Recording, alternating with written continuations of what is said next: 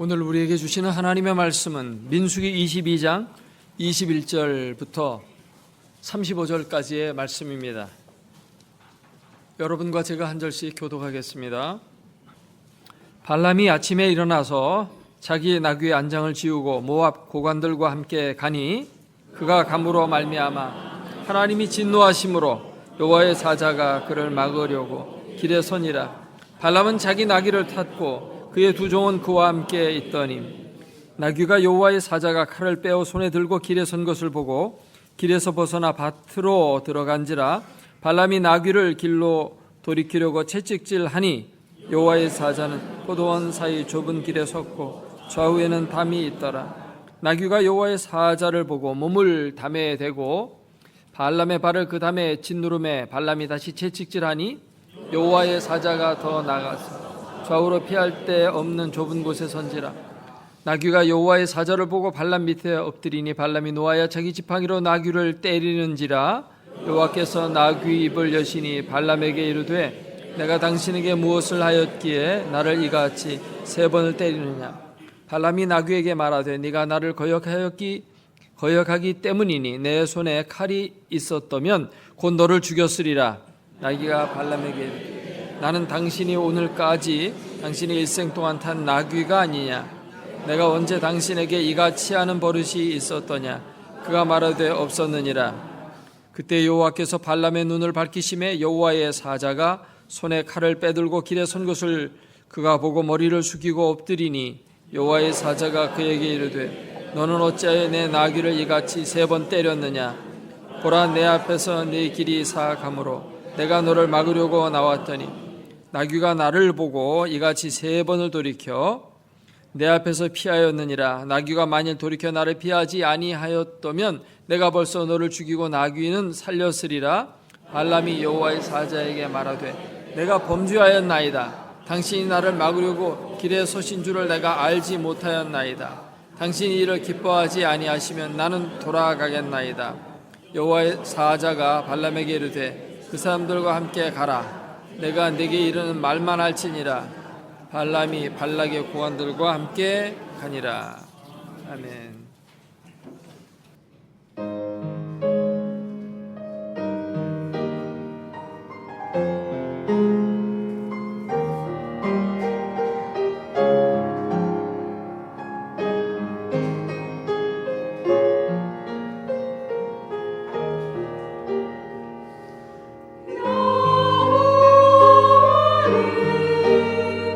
나의 목자시니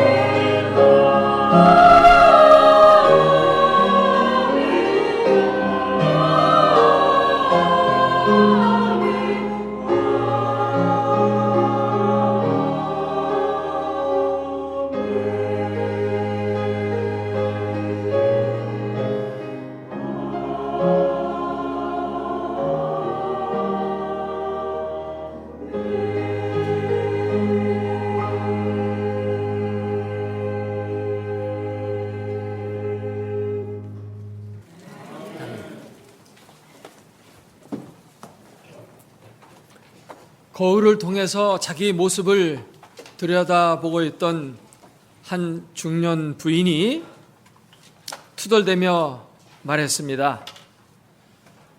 살이 너무 많이 쪘다. 피부는 거칠어지고 피부에 탄력도 없어지고 도무지 어디를 봐도 맵시 나는 곳이 하나도 없네. 게다가 흰머리까지 많이 들었어. 그 말을 곁에서 듣고 있던 남편이 아내를 위로한답시고 이렇게 말했습니다. 여보, 그래도 당신의 시력은 젊었을 때 시력 그대로인데 눈은 조금 더 나빠지지 않았어. 자신의 부족한 점을 볼 줄 아는 사람은 복 있는 사람입니다. 왜냐하면 그 부족한 점을 개선하기 위해서 노력하면서 삶이 훨씬 더 나아지는 방향으로 발전해 나가기 때문입니다. 그러나 자기의 부족한 점을 볼 줄 모르는 사람은 발전이 없고 개선도 없고 그 모습 그대로 오히려 점점 더 추해질 수가 있을 겁니다. 날마다 하나님의 말씀의 거울을 바라보면서 여러분의 심령을 살피고 더 여러분의 삶이 그리고 인격이 아름다워지기를 주의 이름으로 축원합니다. 출애굽한 이스라엘 백성이 가나안 땅을 진입하기에 앞서서 요단강 동쪽에 있는 여러 나라들을 격파하고 승리의 승리를 거듭했습니다. 이에 위협을 느낀 모압 왕 발락은 이스라엘을 대적해야 되는데 어떻게 하면 저 이스라엘을 격파할 수 있을까? 도무지 방안이 떠오르질 않았습니다. 그래서 한 가지 묘안을 내게 된 것이 주수를 통해서 이스라엘을 저주해서 그 민족이 패망하기를 바라는 그 방향으로 이제 길을 잡고 어떻게 할까 하다가 수소문 끝에 부올에 사는 발람이라는 선지자가 용하다는 소식을 듣게 됩니다.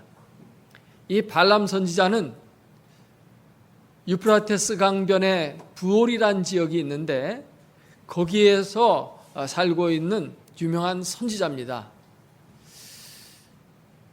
이 모압 지역에서부터는 굉장히 먼 거리예요. 한 600km 정도 이상 떨어진 먼 거리에 있음에도 불구하고 그의 소문이 거기까지 들렸고 왕이 초빙할 정도면 대단한 명성이 있는 선지자라고 할 수가 있습니다. 그래서 그 선지자를 초빙에다가 이제 이스라엘을 저주하게 하는 거죠. 복채를 가지고 가서 발람에게 주면서 우리에게 와서 이스라엘을 저주해 달라고 말했습니다. 그러나 하나님께 기도해 보았더니 하나님이 가지 말라는 것입니다. 이 백성은 복받은 백성들이다. 가지도 말고 저주하지도 말아라. 하나님이 분명하게 말씀을 했습니다. 왕의 사신은 돌아가서 이 사실을 알리니까 왕이 더 간절하게 이 발람을 찾습니다. 이번에는 가서 금이든지 은이든지 무엇이든지 주겠고 높은 직위도 주겠다고 그렇게 얘기를 하고 반드시 모셔오라고 얘기를 했습니다. 사신이 재차 가서 또 얘기하니까 내가 다시 한번 기도해 보겠다고 기도를 했는데 하나님은 가지 말라는 것입니다. 그런데 정 가겠으면 내가 네 입에 주는 말만 너는 하고 다른 말은 하지 말라고 이렇게 말씀을 합니다. 그래서 이제 오늘 본문이 이제 시작되어지는데 발람은 아침에 일찍이 일어나서 고관들과 함께 길을 떠나게 됩니다. 그런데 가다가 여호와의 사자가 이 발람을 죽이려고 칼을 들고 나타났어요. 하나님께서는 분명 지난 밤에 기도할 때는 가도 좋다고 했는데 왜 가고 있는 이 발람에게 나타나서 발람을 칼로 죽이려고 했을까요? 하나님의 의도가 무엇일까요? 높은 권세와 혹은 물질 앞에서 무릎 꿇지 않는 장사가 거의 없는 것 같습니다. 선지자도 예외는 아니었던 것 같아요. 분명히 하나님의 뜻은 이스라엘을 저주하지 말고 가지도 말라고 이렇게 말씀했음에도 불구하고 자꾸 가고 싶다고 얘기를 하니까 하나님은 가도록 허락을 했거든요. 그리고 발람은 아침에 일찍 일어나서 나귀를 타고 이제 길을 떠나고 있는 것이죠. 근데 이 나귀가 가다가 이상한 행동을 하는 것입니다. 3번이나 이 발람의 길을 가로막아요. 첫 번째로는 밭으로 들어갑니다. 나귀를 몰아본 사람이나 혹은 옛날에 소를 몰아보거나 이 짐승들 몰아보면 이 짐승이 밭으로 안 들어갑니다. 다 알고 길로 가요. 근데 밭으로 들어가는 겁니다.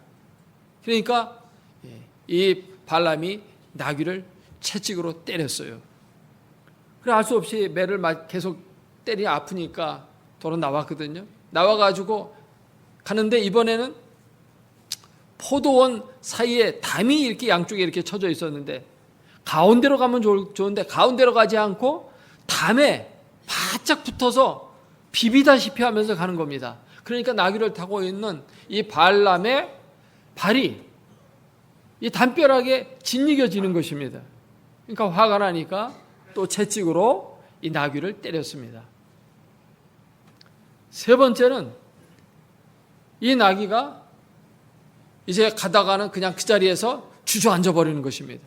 안 가겠다는 것입니다. 그러니까 발람은 화가 나가지고 지팡이로 이번에는 때렸습니다. 이때 나귀가 갑자기 입을 열어서 말을 하는 것입니다. 짐승이 말하는 경우는 아주 희귀합니다. 에덴 동산에서 사탄이 뱀의 입을 통해서 말을 한 것이 나오죠. 하와를 선악과를 따먹도록 유혹을 할 때 하와에게 말을 했습니다. 근데 여기에도 보니까 나귀가 말을 했는데 나귀가 어떻게 말할 수가 있을까요? 나귀는 말 못하죠. 그런데 하나님은 하실 수가 있습니다. 여기 28절 말씀해 보니까 여호와께서 나귀의 입을 여시니, 하나님이 하시면 안 되는 게 없습니다. 예수님은 자기를 찬송하는 것에 대해서 안 좋게 생각하는 사람들을 향해서 저 어린이들이 잠잠하면 돌들이 소리를 지를 거다라고 이렇게 말씀하기도 했어요. 돌들도 소리를 지를 수 있고 짐승도 말할 수가 있죠. 전능하신 하나님은 못할 게 없습니다. 아무리 부족한 사람이라 할지라도 하나님은 능력을 주어서 들어서 쓰십니다. 하나님은 마른 막대기와 같은 우리들을 들어 쓰실 줄로 믿습니다. 나귀가 발람에게 말하죠. 내가 당신에게 무엇을 하였기에 이와 같이 나를 3번씩이나 때리느냐. 발람은 나귀에게 대답하죠. 네가 나를 거역하였기 때문이다. 만일 내 손에 칼이 있었더라면 당장 네 목을 잘랐을 것이다. 나귀는 발람에게 다시 말하죠. 내가 오늘날까지 당신을 태우고 다닌 나귀인데 언제 내가 이렇게 한 행동이 있었느냐. 물론 그렇게 한 적이 없었지 하고 발람은 대답했어요. 이때 여호와께서 발람의 눈을 뜨게 하셨습니다. 그의 눈을 밝히심에 여호와의 사자가 손에 칼을 들고 이 발람을 죽이려고 앞에 서 있는 것입니다. 그는 놀라서 급히 머리를 숙이고 땅에 엎드렸습니다. 이때 여호와의 사자가 발람에게 말하죠. 너는 어찌하여 네 나귀를 이같이 3번이나 때렸느냐. 보라, 내 앞에서 네 길이 사악하기 때문에 내가 너를 막으려고 나왔는데 나귀가 3번이나 나를 피했기 때문에 네 목숨이 보존되었다.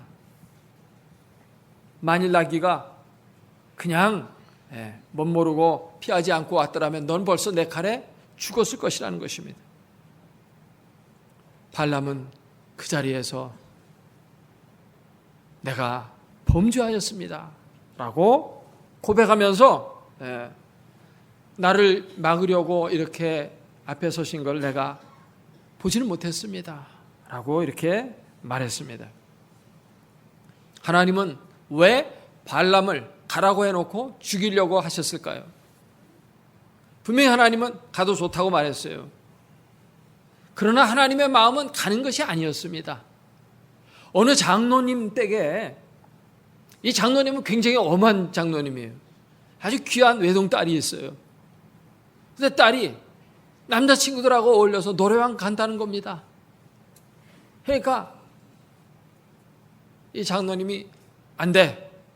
거기 노래방 가면 안 돼. 그래서 딸이 계속 가겠다는 거예요. 그래도 보내달라고. 계속 가고 싶다고 계속 얘기합니다. 그러니까 나중에 장로님이 뭐라고 하니까 그래 좋아. 그럼 노래방 가도 돼. 간대. 거기 노래방 가서 찬송가만 불러. 가라는 말입니까? 가지 말라는 말입니까? 가지 말라는 얘기예요. 분명히 아빠 가라고 그랬어? 분명히 아빠 나 가도 좋다고 그랬어?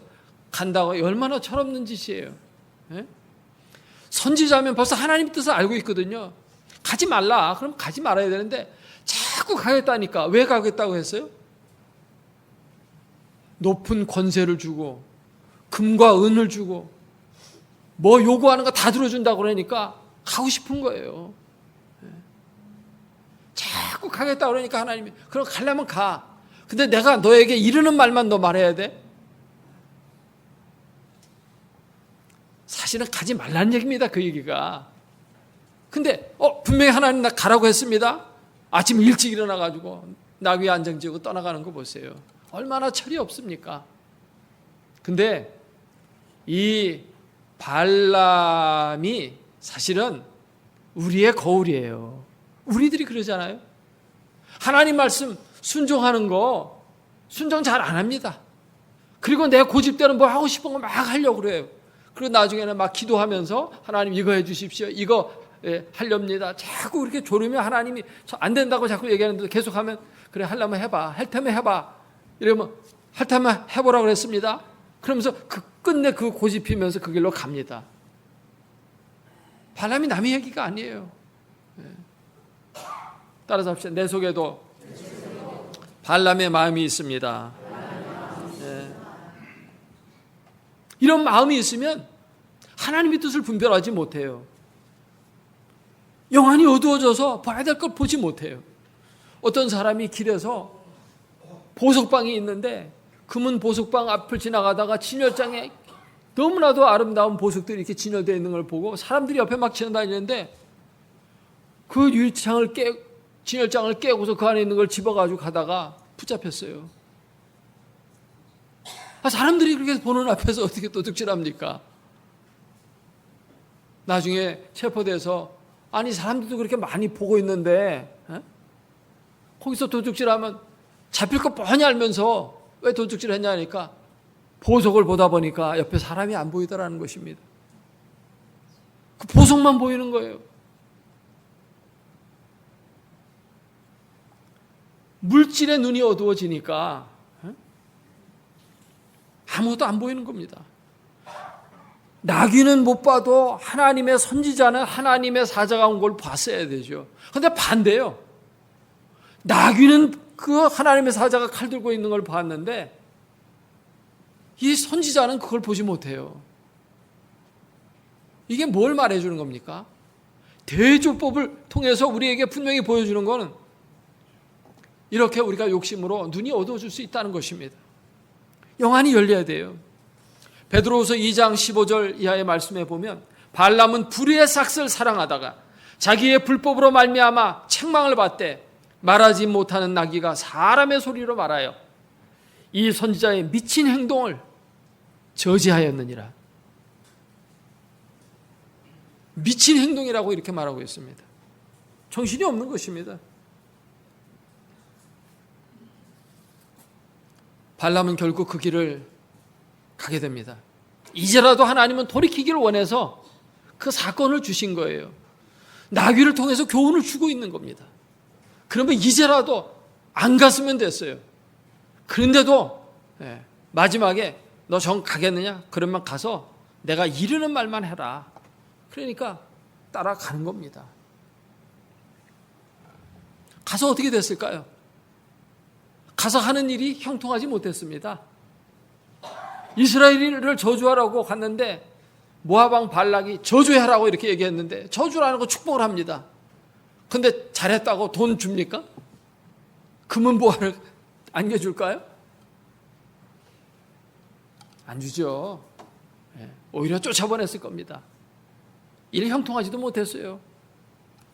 뿐만 아니라 나중에 이스라엘 백성들이 그 지역을 점령했을 때 칼로 발람을 죽였다고 되어 있습니다. 민수기 31장 8절에 보니까 이스라엘이 발람을 칼로 죽였더라. 제 목숨 제종한 겁니다. 하나님은 그걸 알고 가지 말라는 것입니다. 그 가면 하나님의 뜻을 거역하는 일이 되고 너도 오래 살지 못해. 너 가서 금은보화 얻지 못해. 가지 마. 가봐야 아무 이익이 하나도 없어. 손해만 보는 거야. 가지 말라고. 그렇게 하나님이 은혜 베푼 거죠. 나귀를 통해서까지 말을 하게 해가지고 가지 못하고 이렇게까지 막았으면 이제는 깨달아 했어야 되죠. 이 발람 선지자는 멍청이가 아닙니다. 지혜로운 사람이에요. 당대 유명하고 용하다는 소리를 듣는 선지자였습니다. 적어도 우리들보다 똑똑했던 사람이라고 생각돼요.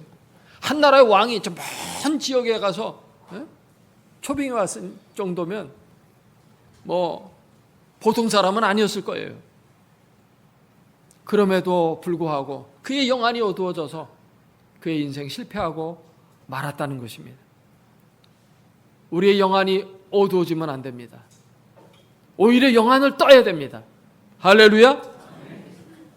오늘 본문을 통해서 배우는 교훈은 뭡니까? 영안을 뜨라는 것입니다. 영적인 눈을 뜨라는 것입니다. 하나님은 우리에게 세 가지 눈을 주셨습니다. 육신의 눈이 있고 마음의 눈이 있고 또 영적인 눈이 있어요. 그냥 우리 앞에 보이는 것을 보는 눈은 육신의 눈이에요. 육안이라고 그러죠. 이것만 보고 행동하는 사람 많아요. 대부분 어리석은 인생을 삽니다.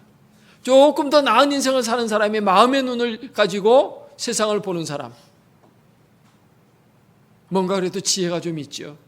그래서 조금 낮게 처신을 합니다.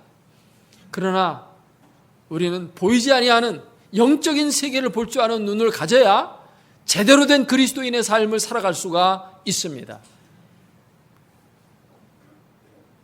우리는 영적인 세계를 믿고 있는 거예요. 살아계신 하나님, 천국 이런 것들 다 눈에 보이지 않아요. 근데 그걸 믿고 살려면 영안이 열려 있어야 되죠. 그래야 그리스도인다운 삶을 제대로 살아갈 수가 있는 것이 아니겠습니까? 영안을 뜨시기를 주의 이름으로 축원합니다. 그래야 한 차원 높은 수준의 삶을 살아갈 수 있어요. 육신의 눈만 갖고 사는 사람보다 마음의 눈을 뜬 사람은 한 단계 높은 삶을 살아요. 그러나 마음의 눈을 뜬 사람보다 영적인 눈을 뜬 사람은 차원이 완전히 다른 수준 높은 삶을 살아갈 수가 있습니다. 하나님과 일치되어진 삶을 살아갈 수가 있어요. 그 삶의 길은 형통한 삶이 될 수밖에 없습니다. 전쟁터에서 통신이 두절이 되면 지휘를 받을 수가 없습니다. 본부로부터 어떻게 활동하라, 어떻게 행동을 취하라는 그것을 듣지 못하기 때문에 우왕좌왕하고 또 적진 상태에서 고립되기도 하고 보급로가 끊어지기도 하고 그래서 아주 패망하기 쉬워요. 그래서 이 통신이 두절 안 되게 하는 게 무엇보다 중요합니다. 그래야 작전을 잘 받아서 어느 지역으로 가서 어디서 보급을 받고 어느 지역으로 다 돌아서 빠져나와라 해야지 적진에 포위되어서도 나올 수가 있는데 그런 통신이 두절되면 이거는 쉽게 자멸하는 길이에요. 하나님은 우리에게 영적인 교훈들을 주십니다. 그 교훈들을 받기 위해서는 우리의 영안을 떠야 됩니다. 그래야 영적 전쟁에서 승리할 수가 있고 군 총사령관이신 예수 그리스도의 지휘를 받으면서 승리하는 인생을 살아갈 수가 있는 것입니다. 할렐루야. 성경에 보면 승리한 신앙의 위인들은 대부분이 다 영적인 눈을 뜬 사람들이에요. 사도 바울은 처음에는 영적인 눈이 어두웠어요. 그래서 하나님을 대적했습니다. 교회를 핍박하고 하나님을 거스르는 삶을 살다가 다메섹 도상에서 예수 그리스도를 만나죠. 그때 눈에 시력에 이상이 좀 왔어요. 너무도 밝은 빛을 갑자기 보았기 때문에. 그러나 육신의 눈은 그때 이전보다 조금 더 안 좋아졌지만 그는 영안을 뜨게 되었고 그의 인생은 달라지게 됩니다. 천국에서 가장 위대한 인물로 세워지는 축복을 받게 되고 그를 통해서 온 세계에 그리스도의 생명의 복음이 전파될 수가 있었던 것입니다. 열왕기하에 보면은 엘리사 이야기가 굉장히 많이 나옵니다. 엘리사 시대에 이스라엘은 북쪽의 아람 나라와 전쟁이 있게 되는데 전쟁할 때마다 이스라엘이 항상 이겨요. 그 이유는 뭐냐 하니까 엘리사가 다 가르쳐 줍니다. 지금 북쪽의 아람 나라가 어느 쪽 길로 오니까 그쪽에 딱 준비하고 있다가 급습해서 공격하면 이길 수 있습니다. 가르쳐 줘야 다. 그러니까 마치 제갈공명보다 더 뛰어나게 작전을 가르쳐 주니까 싸울 때마다 이기는 것입니다. 그래서 이 엘리사 때문에 이 전쟁에서 자꾸 친다는 사실을 알고 아람 왕이 군대를 보내가지고 먼저 저 엘리사부터 죽여야 되겠다 해가지고 도단에 머물고 있던 이 엘리사를 산을 갖다 다 포위해버립니다. 그 종은 그 모습을 보고 이제 큰일 났습니다. 이제 우리는 죽게 됐습니다. 그러자 엘리사는 태연자약하게 말합니다. 우리의 군대가 저들의 군대보다 많다. 하늘의 천군 천사가 병거와 군사들이 그 성을 지키고 있는 겁니다. 더 많은 병력을 가지고. 그러니까 걱정할 게 하나도 없었던 것입니다. 사랑하는 여러분, 영적인 눈을 뜨면 걱정 근심이 사라집니다. 하나님이 나와 함께 계시는 것을 알게 되면 마음의 평강이 임합니다. 두렵고 걱정하고 근심하고 하는 이런 인생에서 벗어날 수 있는 비결은 뭐냐 하니까 영의 눈을 뜨는 거예요. 영안이 어두워지면 세상이 크게 보이고 거기서 두려움이 몰려와요. 거친 파도가 눈앞에 보이거든요. 그러니까 무서워하는 거예요. 그러나 그 거친 파도까지 다스릴 수 있는 능력의 주님이 나와 함께 계시다는 사실을 알게 되어지면 두려움이 없게 되겠죠. 스데반은 초대교회 최초로 순교한 집사님이신데 이 스데반은 순교할 때 하늘에 있는 하늘 보좌를 보게 되고 하나님이 계시고 그 보좌 우편에 예수 그리스도께서 서 계신 것을 보았다고 했어요. 예수 그리스도가 지금 자기를 영접하려고 준비하고 계신 것을 보면서 순교하게 되거든요. 순교는 쉽게 못하죠. 사람들이 나를 죽이려고 그러면 막 부인하게 됩니다. 우선 죽음이 두려우니까. 근데 순교를 갖다 당당하게 할 수 있었던 그건 뭡니까? 스데반이 하늘의 영광스러운 모습을 보았기 때문입니다. 예수 그리스도께서 자신을 위해 일어서 계신 것을 보았기 때문이에요. 볼 수 있으면 이렇게 순교도 할 수 있고 담대한 용기와 힘을 얻게 되는 것입니다. 예수 그리스도는 이 땅에 오셔서 우리를 구원해 주신 분이시지만 동시에 우리의 눈을 뜨게 해주시는 분이십니다. 하나님이 주시는 놀라운 축복이 우리의 영안을 열어주시는 거예요. 요한복음 9장에 보면 나면서부터 맹인되었던 사람의 눈을 예수님이 뜨게 해주십니다. 그러면서 하시는 말씀이 내가 심판하려고 이 세상에 왔으니 보지 못하는 자들을 보게 하고 따라합니다. 보지 못하는 자들을 보게 하고.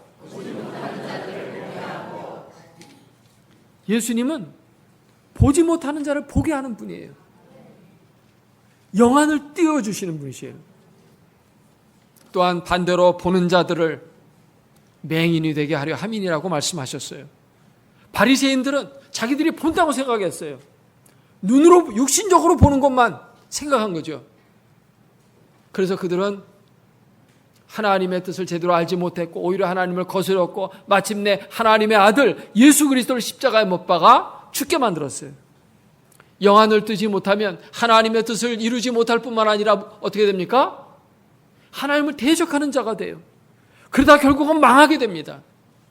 발람이 그랬잖아요. 결국 그의 인생 실패로 끝난 것처럼 영안을 뜨지 못하면 인생 실패하게 됩니다. 예수님은 분명히 우리의 눈을 뜨게 하기 위해서 오셨다고 했는데, 예수님이 내게 오셨는데 아직도 영안을 뜨지 못했다면 우리의 눈을 뜨게 해달라고 기도할 수 있기를 주의 이름으로 축원합니다. 예수님은 오셔서 새로운 세계를 보게 하셨어요. 그래서 새로운 인생을 살게 하여 주신 겁니다. 이것이 바로 예수님이 우리에게 주시는 놀라운 복입니다. 다만 구원받은 것, 그것만이 아니고 또 이와 같은 보너스의 축복이 있어요. 저는 가끔 선문답을 읽으면서 지혜와 교훈을 얻습니다. 중국의 선종을 이제 가지고 온 인도 스님이 있어요. 그 사람이 달마대사라는 사람인데, 인도 사람인데 중국의 선종을 전파한 사람이에요. 와가지고 이제 왕을 만나게 됐는데, 왕이 그 스님을 보니까 스님이 꼴이 완전 거지 꼴입니다. 그래가지고 이렇게 말했어요. 내 눈에 당신은 거지로 보이오. 그랬더니 이 달마대사가 뭐라고 얘기했냐니까, 제 눈에는 왕이 부처로 보입니다 라고 이렇게 말했어요. 왜 부처로 보였을까요? 이 왕은 눈에 보이는 육안만 가지고 봤어요. 그러니까 거지처럼 보였죠. 당대 고승인데 그걸 못 알아본 거죠. 근데 이 스님은 그 왕을 포교해서 그로 하여금 부처님의 가르침을 따르게 하고, 그래서 부처님과 같은 삶을 살아서 정말 작은 부처로 되게 만들려는 비전을 가지고 그 영혼을 바라보니까 부처로 보이는 거예요. 저는 여기서 그렇구나, 여기서도 좀 많이 깨달았어요. 내가 성경을 보니까 성경에도 그런 말이 나오는데 이거 불교에서도 이렇게 얘기하는구나. 우리가 세상 사람들을 바라볼 때 육안으로만 보면은 저 사람은 사장님으로 보이고, 저 사람은 부자로 보이고, 저 사람은 장관으로 보이고, 나는 그 앞에 보면 아주 그냥 좀 못나 보이고, 그 사람이 부럽기도 하고 그렇게 보이잖아요. 그러면 전도 못합니다. 근데 그 사람이 예수 그리스도로 보이면 전도가 시작이 되는 거예요. 저 사람이 지금 예수 그리스도를 알지 못하고 아무리 장관이지만 구원받지 못한 백성이니까 내가 전도해서 구원해야 되겠다. 그래서 저에게 예수 그리스도의 복음을 전하고, 저가 예수 그리스도의 복음을 받아서 이제는 예수 믿고 변화돼서 예수의 복음으로 살고, 그러면 예수의 작은 모습이 그의 삶 속에 나타나면 작은 예수가 되는 거예요. 작은 예수가 되어지는 것을 봐야 돼요. 가들의 가련함이 보여야 됩니다. 그럴 때 전도가 되는 거예요. 하나님이 기뻐하시는 삶을 살아갈 수가 있습니다. 지나가는 사람들 바라보면서 저들이 예수로 보여야 돼요. 저들도 예수 믿고 예수의 사상으로 무장하고 예수님의 복음을 따라 변화되고, 그래서 예수님처럼 살아가는 사람이 되어야지. 그런 안타까운 심정으로 보면 예수로 보입니다. 옆에 계신 분이 어떻게 보이나 한번 보세요. 옆에 계시면 한번 보세요.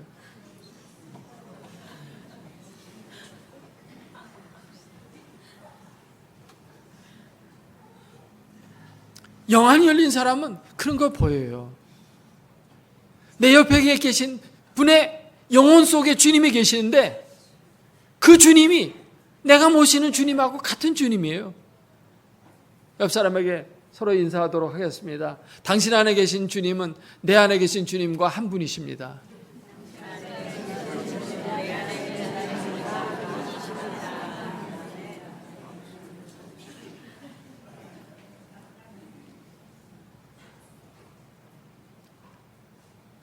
기독교인이 된다는 것은 우리의 눈이 새롭게 뜨여지는 삶을 산다는 것과 같은 얘기입니다. 보는 것이 달라지는 거예요. 이전에 보던 때는 그냥 눈에 보이는 것만 보았습니다. 이제는 새로운 시각으로, 영적인 시각으로 세상을 바라보고 사람을 바라보고 모든 사건을 바라보는 것, 그게 그리스도인이에요.